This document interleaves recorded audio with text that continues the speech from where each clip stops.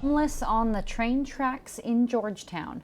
Good evening. I'm Madeline Overturf. And I'm Charlie Sakaitis. Welcome to our News at 6. We begin tonight with a group of Georgetown locals saying homelessness is out of control. At a town council meeting this week, over 1 hour was spent on public comment, with a majority of comments claiming a homeless problem has taken over town. Coast TV News reporter Brandon Ferguson is live in Georgetown. Brandon, a nonprofit in town helping the homeless, says there is a problem. Maddie, we're just around 3 minutes away from the center of Georgetown, and behind me is the Pallet Village. Now, the Pallet Village homes 40 people that were previously homeless. And I want you to follow me this way across the property of the Pallet Village.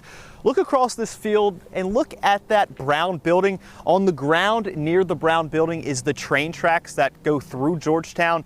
And at this week's council meeting, people said on those train tracks is where most of the homeless population is. Things got heated during this week's town council meeting in Georgetown. Every day I ride by the police station and all those new cars are in the parking lot. If they were out and visible, half of this wouldn't be happening. The topic? Homelessness. The problems of homelessness and addiction in this town get worse every single day. And what has our leadership done? They've allowed it to happen. Walter Kinsler has lived in Georgetown for over a year. He says he sees homeless individuals all the time. There's just too much, homeless.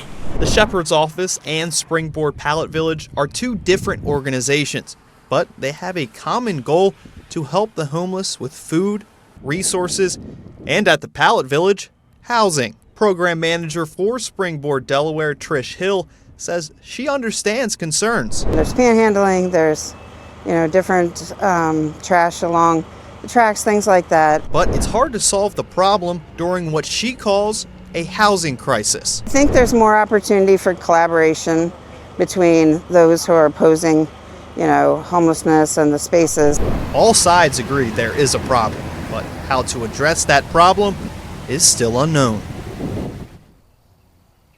In a meeting last month, Georgetown Mayor Bill West says, quote, "We all know there's a problem with homelessness and we all need to get on the same page." When we reached out to Bill West today about a comment, we did not hear back. Live in Georgetown, Brandon Ferguson, Coast TV News.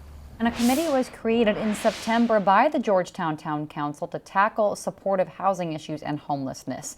That committee is looking at existing local resources like transitional housing, recovery centers, and reintegration programs to better support people facing serious life challenges.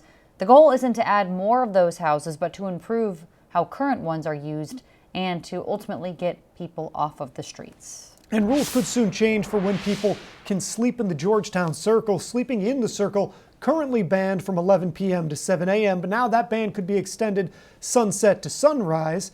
At the first reading of an ordinance, no action was made.